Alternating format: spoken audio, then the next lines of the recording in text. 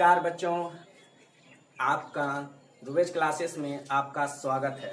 मैं आज आप लोगों को इतिहास के चैप्टर नंबर 1 से बताने जा रहा हूँ क्वेश्चन।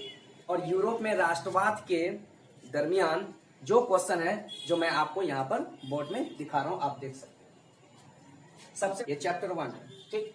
कहता है कि क्वेश्चन है इसमें कि जर्मनी की एकीकरण की क्या बाधाएं थी। देख भाई, सबसे पहली बात तुम लोगों को बच्चों समझना होगा कि बाधाएं क्या होती है। बाधाएं मतलब क्या होती है? किसी भी चीजों में रुकावट करना ही क्या कहलाता है? बाधाएं कहलाता है। जैसे एग्जाम्पल तौर पे अगर मैं कोई काम करता हूं और तुम मेरे आरे में आ जाओ और मेरे कामों को नुकसान पहुंचाओ तो वो क्या हुआ? बाधाएं। या एग्जाम्पल तौर पे मैं कोई काम कर रहा हूं और अपनी मैं फील्ड बना रहा हूं, जैसे मैं 10 बच्चों को अपने साथ किसी कामों में जोड़ रहा हूं और आप वहां जाकर के उसके कामों को आप भंग कर रहे हो, मेरे कामों को आप भंग कर रहे हो और तोड़ रहे हो और उसमें बंटवारा कर रहे हो, जिस वजह से हमारे कामों में बाधाएं होती है। तो बाधाएं का मतलब यही होता है। दूसरा बात क्या आता है कि एकीकरण। देख भाई, एकीकरण का मतलब क्या होता है कि किसी भी चीजों को एक साथ जोड़ना ही क्या कहलाता है? एकीकरण कहलाता है। लेकिन आज के डेट में क्या होता है कि एकीकरण का मतलब बच्चा गलत समझते हैं, उनको गलत तरीके से पढ़ते हैं और उनका मतलब नहीं जानते। ठीक है, तो सबसे पहले आप लोगों को एक बात ध्यान देनी होगी कि कहता है कि जर्मनी की एकीकरण की क्या बाधाएं थी। भाई जाहिर है जर्मनी है तो जर्मनी क्या है? एक जगह है, शहर है, उसके अंदर अब जैसे हमारा बिहार है तो हमारे बिहार में कम से कम लगभग जाकर के 39 या 39 डिस्ट्रिक्ट जो है मौजूद है। तो सोचने वाली बात है। उसी तरह से जर्मनी में भी कुछ राज्य हैं जिनको मैंने यहाँ पर लिखा है जिसमें छोटे बड़े। तो कहता है कि जर्मनी की एकीकरण की क्या बाधाएं थी। जर्मनी पूरी तरह से विखंडित राज्य था, यानी कहने का मतलब जर्मनी जो है जो तीन उनकी विखंडित राज्य, विखंडित मतलब क्या था? वो बंटवारा था। और इसको बांटने वाला कौन था मैं आगे बता रहा हूँ। फिर क्या कहता है? जिसमें लगभग 300 छोटे बड़े राज्य थे। भाई सोचने वाली बात है, एक राज्य होता, 2 राज्य होता, 20 राज्य, 10 राज्य, 15 राज्य होता, कोई बात भी होता है। यहाँ तो सीधे 300 छोटे बड़े राज्य में विखंडित था, वो भी कौन? जर्मनी। अब एक और बात सुनो, जिसमें लगभग 300 छोटे बड़े राज्य के बंटवारे में थे, यानी उसको क्या करते थे? विखंडित कर दिया। उनमें क्या क्या था? उनमें क्या था? धार्मिक।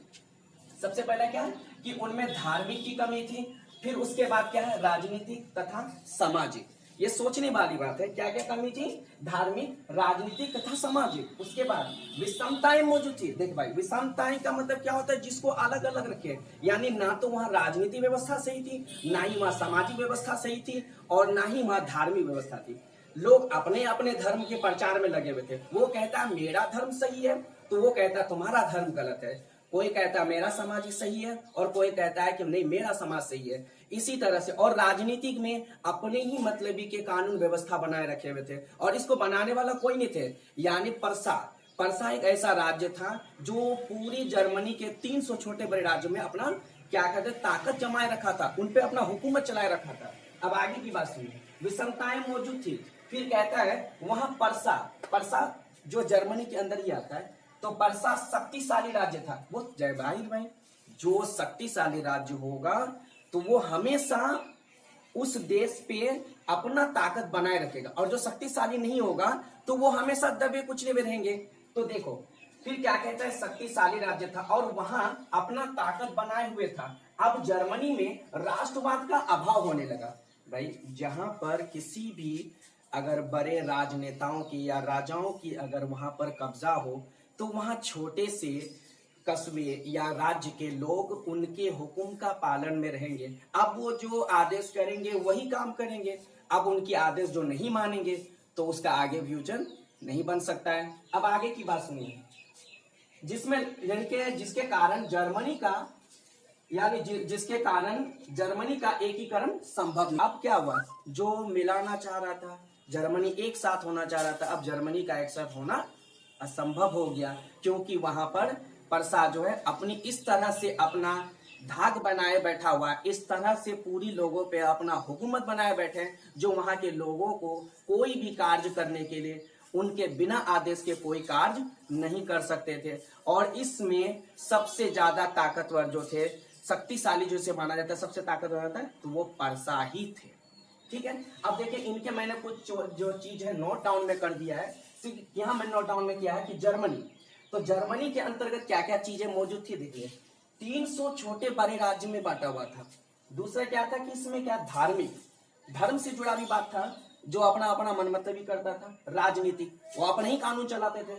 और सामाजिक, कोई किसी से कोई वास्ता नहीं था, सभी अलग अलग था। हाँ, जर्मनी में। और क्या कहता है, जर्मनी पर हुकूमत परसा का था।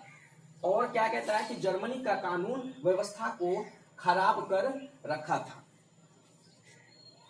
तो ये सारी बातें जो हैं मैंने इस क्वेश्चन के अंदर बताया। अब आपको अगर वीडियो अच्छी लगी हो तो आप इसी वीडियो को अपने दोस्तों में शेयर करें। धन्यवाद।